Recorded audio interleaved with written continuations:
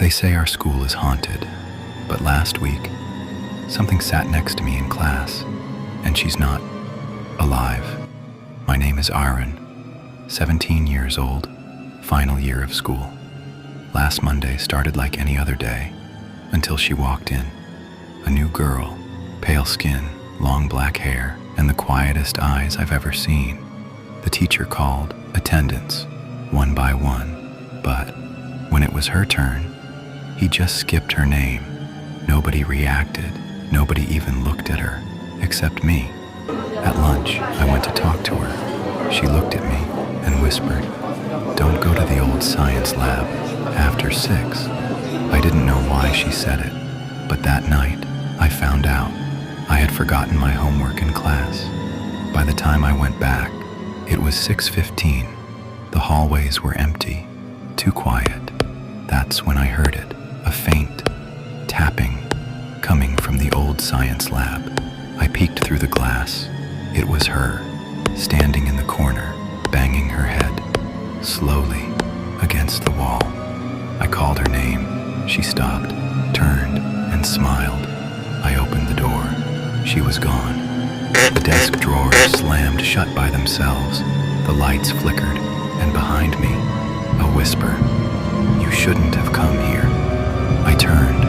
Her face was inches from mine, her eyes completely black. She grabbed my wrist. Her skin was ice cold. I pulled away and ran, but the hallway was wrong. It kept stretching. The doors, the lockers, shifting positions from every direction. I heard desks dragging across the floor. I ducked into a classroom, breathing hard. On the blackboard, words began to appear, written by an invisible hand. "You're next on the list." The next morning, I told my friends everything, but they looked confused. "What new girl? Nobody has joined our class this year."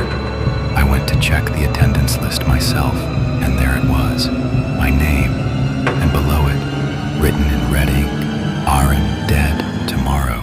Tomorrow is today." I woke up gasping. My phone screen glowed 5:59 a.m., 1 minute before sunrise, but in the reflection of my phone, I saw myself smiling, and I wasn't smiling. My reflection whispered, "You can't escape the list." Then, its hand pressed against the glass, and I felt it grab my wrist. I dropped my phone. When I looked up, my reflection was gone, but the cold handprint was still on my skin. At school, everything felt wrong.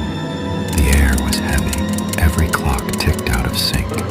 In the hallway, I saw her, the new girl, but this time, everyone else could see her too. They smiled at her. They called her by name, but when I asked my friend who she was, he looked at me like I was insane.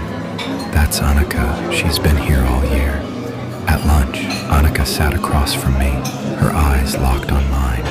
She slid a folded note across the table. I opened it. It was the attendance list.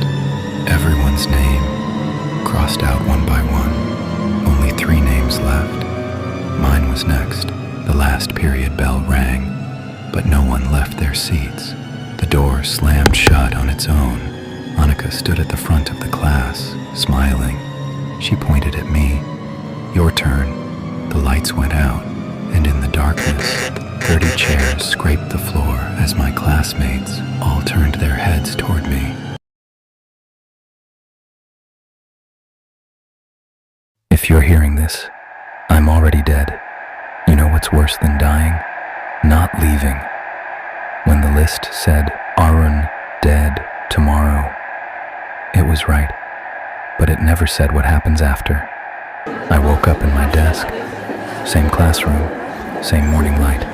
Everyone was there, laughing, writing. But something was wrong. When I tried to speak, my voice made no sound. I waved my hands. No one looked. Until she did. The pale girl. The new one. She smiled, showing teeth that were just a little too sharp. And then I saw them.